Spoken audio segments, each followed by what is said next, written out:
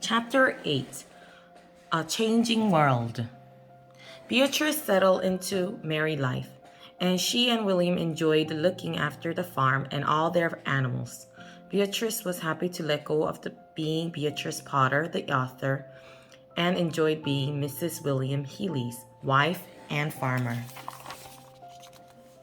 But being a farmer was a lot of work. Beatrice had less time for writing and painting. She hardly ever traveled to London anymore. But in May 1914, Beatrice had to make the trip for a very sad reason. Her father had died. Beatrice did not always get along with her mother, but she had happy memories of time spent with her father. He had taken her to the artists' studios, museums, and art galleries. He had encouraged her to paint and draw. Beatrice did not want her mother to be on her own in London. She and William invited Helen Potter to move to Castle Cottage farm with them. Once her mother arrived, Beatrice had even less time to write.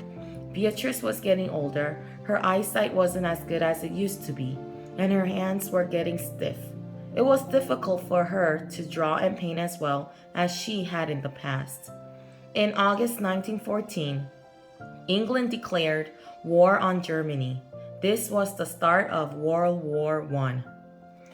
Many of the men who lived in the Lake District worked on farms, including Beatrice and William's farms. Now, these men left England to fight the war in Europe.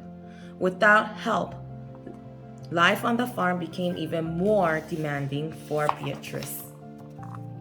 Beatrice was still earning money from the sales of her books, but she wasn't earning very much. Her books were as popular as ever, and Frederick Warne and Co. was selling lots of copies, but her payments were less and less. Ever since Norman's death, Beatrice had been working with Harold Warne, Norman's oldest brother. Beatrice wrote to Harold asking why her parents' payments were so low.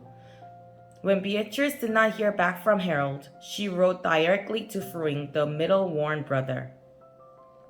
Fruing discovered Beatrice wasn't being paid all the money that she was owed. Frederick Warne and Co. was in trouble, and it turned out that Harold Warne had been stealing money from his own family's company. In April 1917, Harold went to prison for forgery. Beatrice knew that the best thing for her to do was to write some new books. This would help her publisher get out of debt, and it would earn Beatrice the money she needed to keep the farms going. Frederick Warne and Co. published Apply Dapply's Nursery Rhymes in 1917. It was a selection of Beatrice's favorite nursery rhymes, and in December 1918, 1 month after World War I ended, The Tale of Johnny Town Mouse was published. Both books were huge successes. One reviewer said, "Miss Potter need not worry about rivals. She has none." Beatrice and William were now able to focus on farm life. Beatrice was 52 years old. Although the characters in her books had given her much joy, she now wanted to concentrate on her life in the country.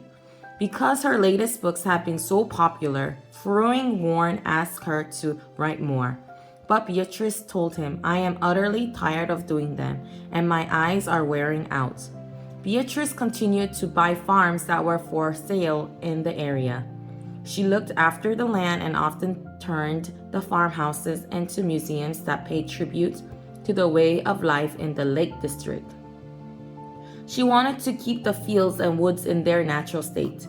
She had footpaths created on her property so that tourists and hikers could visit without disturbing the wildlife of trampling flowers and plants. In 1921, a woman named Anne Carroll Moore was visiting the Lake District. She was from New York City, where she was head of children's services for the New York Public Library. She wrote Beatrice and asked if she could visit. Beatrice did not usually like to have visitors in her home, but she agreed to speak with Anne Carroll Moore.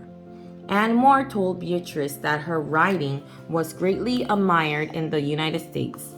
Beatrice was pleased by this. In England, Beatrice felt that people sometimes loved her illustrations more than her writing. It made her happy to hear that Americans thought her words were as beautiful as the pictures she painted. With Anne Moore's words in her head, Beatrix decided to work on a new project. Cecily Parsley's Nursery Rhymes came out for Christmas 1922.